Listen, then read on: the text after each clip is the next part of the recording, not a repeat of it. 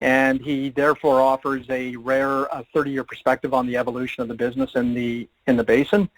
Tim, like we did on the prior panel, I'll maybe have you take the first few minutes to walk us through your key messages as we continue to recover from this perfect storm created by COVID-19 and the brief disintegration of OPEC Plus, and then I'll follow up with some more detailed questions.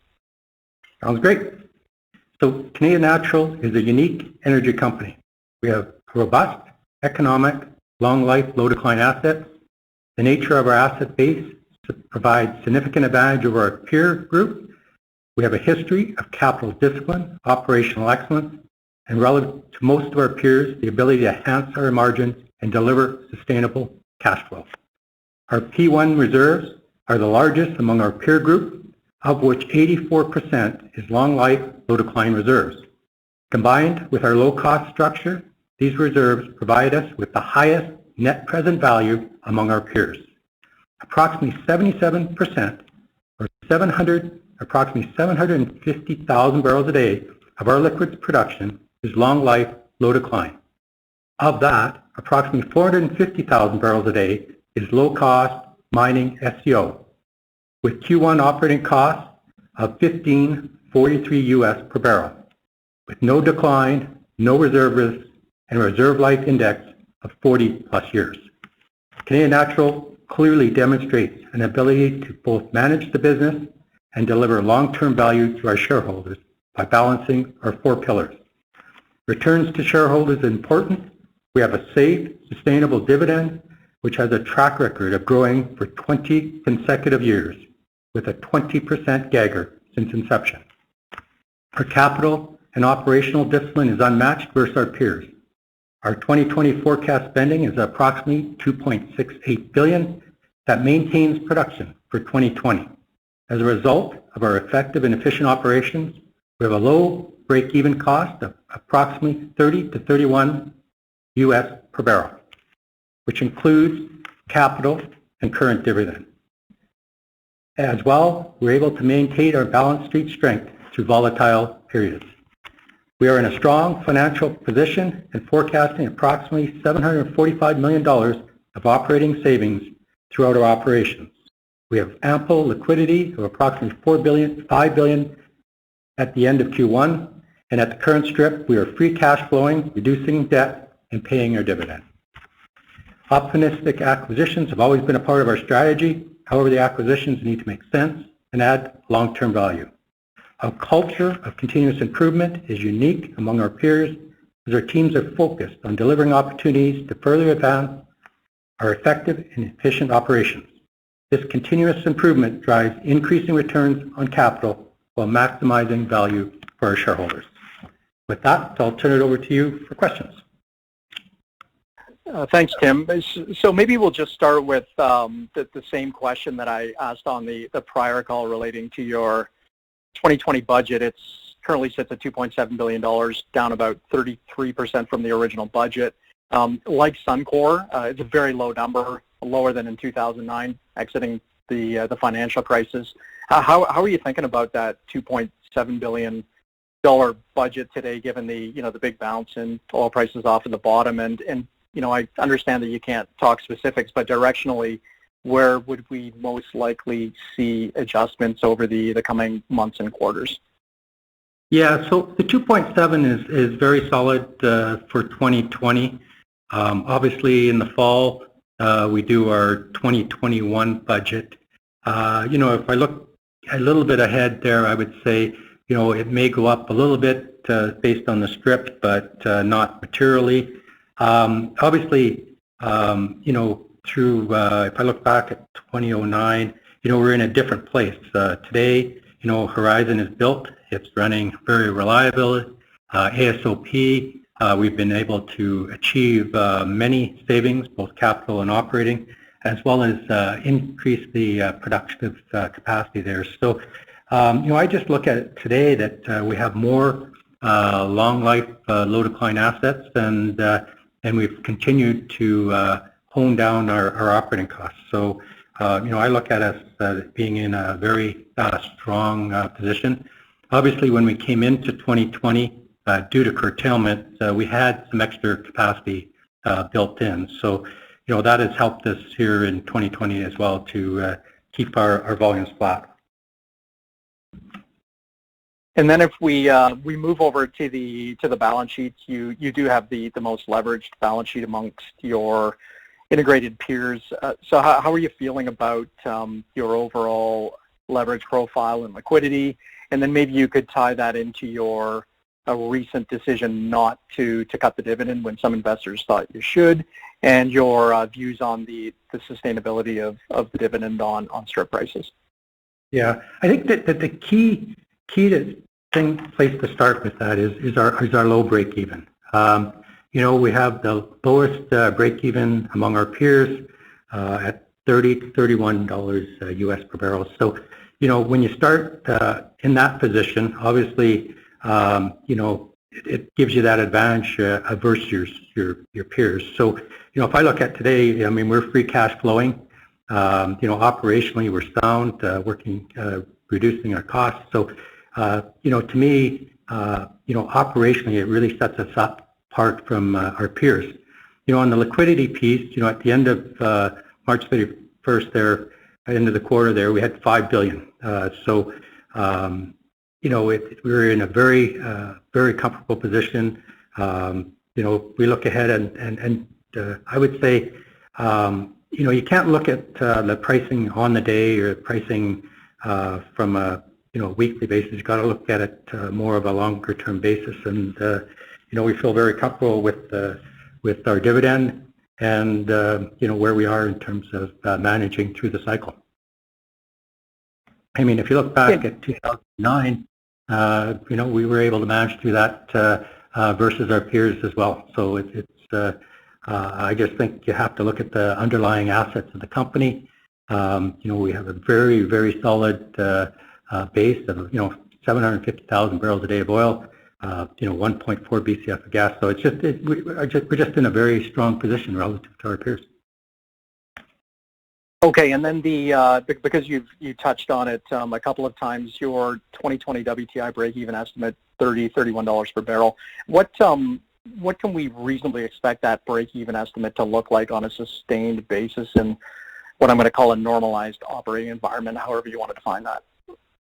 Yeah, if you look back, the $3.7 billion was kind of our long-term number that we felt comfortable. So what that number was based on was adding equivalent volumes. So i.e., if your light oil was declining, you were adding light oil, and then thermal. So it was based on kind of a long-term run, including the OPP moves and stuff similar to that. DD&As in the mining. So, of course, with every operation, you have some flexibility to slide things so that you're able to manage through these periods. And so, obviously, it may not make sense in 2021 to grow production. It might be just closer to maintain. Obviously, there will be some ups and downs depending on different activities in the mining piece, but it's to me, it's just business as usual. I would say in terms of managing what flexibility you have in your business, and so it to me, it's just something we should be doing all the time. Okay, and I do have a question coming through the webcast related to M&A, and the background here is that M&A in the basin has been, M&A activity levels in the basin have been extremely anemic for quite a while. Maybe we just get your thoughts on what the outlook there is from your perspective, and more specifically, have you been active on the asset side of things, picking up smaller packages that wouldn't necessarily have been press released, and if so, what have you been buying? Yeah, no, to your point, the M&A piece has been very muted. I think right now, there's kind of I would say, a disconnect between what people would buy for and what people would sell for. Obviously, the cash flows are very low, and so I think that part's going to stay pretty muted for the short term until people feel comfortable with a normalized pricing environment. In terms of any kind of acquisitions, dispositions, the stuff we've been doing more recently is really very small. For example, swapping one section of land for another section of land. Doing a few wellbore differences in our core areas. So it's been very much kind of a mutual rationalization in some of the core areas, but really I would call it negligible or nothing. Okay. And then if we move on to curtailments, I believe your guide for May was 14% of oil and liquids production, and I think the view out there more generally is that there isn't a heck of a lot of production that doesn't make economic sense with a four handle on TI. So what does that 14% figure look like today? And then maybe you could just give us a refresh on the breakdown between pure curtailment activity versus shut-ins related to turnarounds. Yeah. So back in May when the prices were very depressed, shall we say, in the short term, we took the opportunity to do some work at Horizon. So Horizon, we did some pigging. So that was roughly 50,000 barrels a day, and that was just basically came back up and was on stream here, effective June 1st. We had some thermal production that was curtailed, and I think that was around 40,000. And then there was some heavies and that were kind of made up a little bit of the difference. And so really all that production really came back on in June. It really the ones that really were hit heavily were really just the primary heavy oil, where your variable costs made up the majority of the costs. So trucking and disposal and that. So we were basically back on in June and really meeting our curtailment for the month of June. So do you think we go back to oversupply then in this basin within the next, call it, 3-4 months? I don't think oversupply. I think it'll be depending on some of the operators with some of their assets. If they come fully back on, it may get tight again. But there was incremental egress, which was getting pretty close to balancing the supply picture. So if I look at what's been declining on the conventional side because of lack of activity, the thermal side, there could be some decline depending on people's investments, and really the only piece that's stays flat is obviously the oil sands mining piece. But I would say it should be fairly balanced. Enbridge added 100,000 barrels a day back in December. You had small incremental through the pipelines, base Keystone and Express, and then as well, Redwater is up and running, so that'll take some heavy oil out of the market as well. So I look at it as probably, I would say, balanced in my opinion.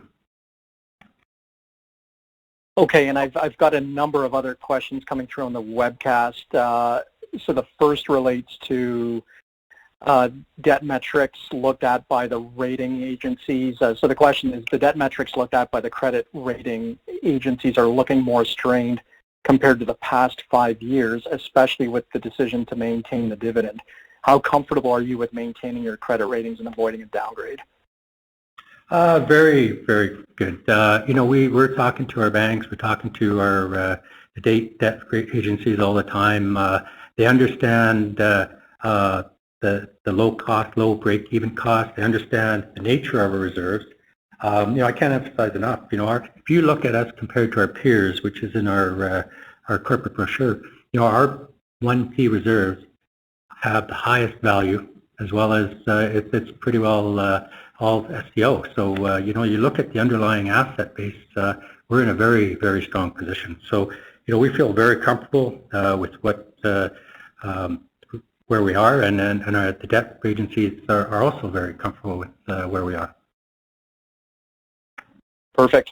And then just moving on to natural gas, people sometimes forget that you are, the number 2 gas producer in the country, I believe. So in your Q1 release, you talked about an increase in natural gas spending, which was anomalous and an interesting development for a lot of people. And then we saw Berkshire just announce the acquisition of Dominion Energy over the weekend. You've also been vocally bearish on natural gas for a long time. So how much should we read into that, and has your fundamental view on natural gas shifted at all in the last several quarters? Yeah, I would say that the only change I see ahead of us is that gas prices may be a little stronger than we felt earlier. Part of it's coming off because of the activity piece. Obviously, the U.S. The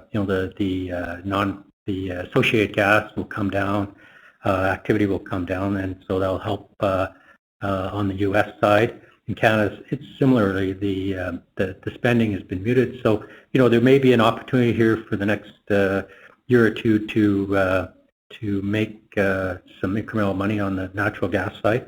Obviously, with our assets, we're in the Montney across the Deep Basin.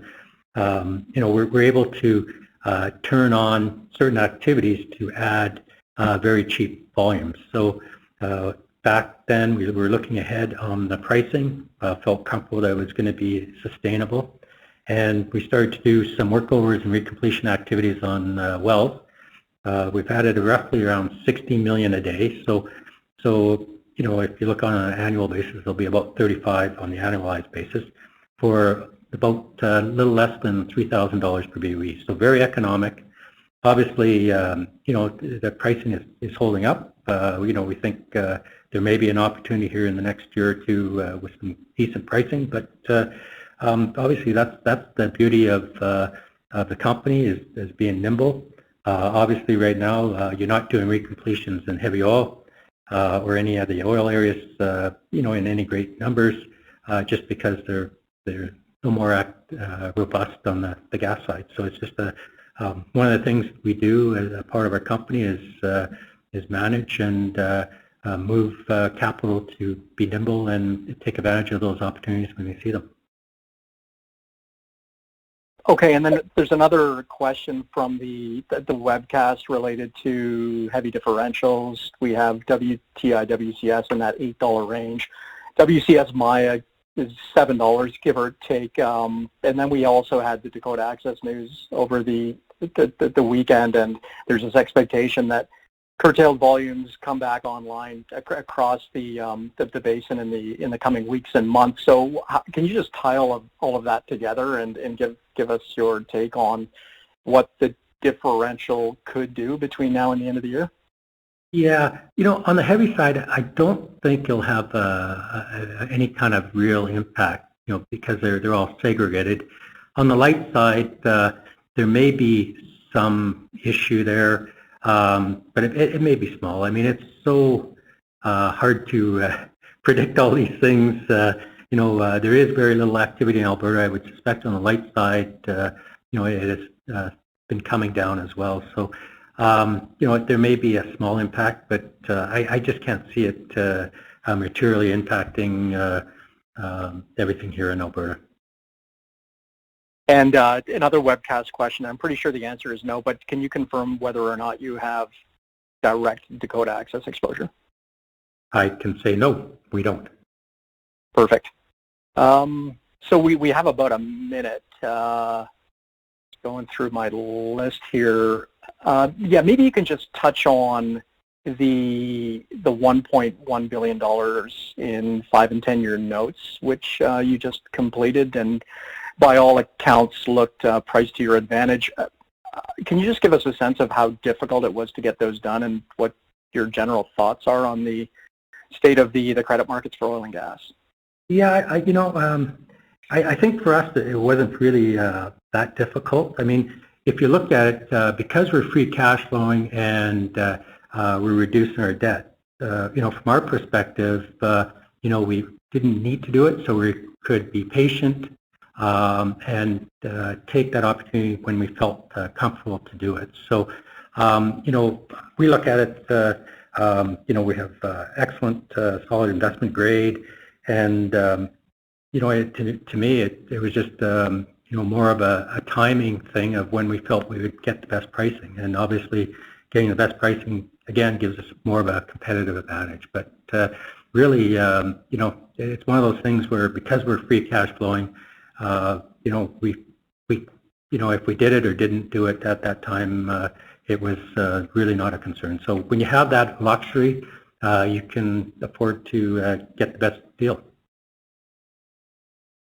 Excellent. Thanks, Tim.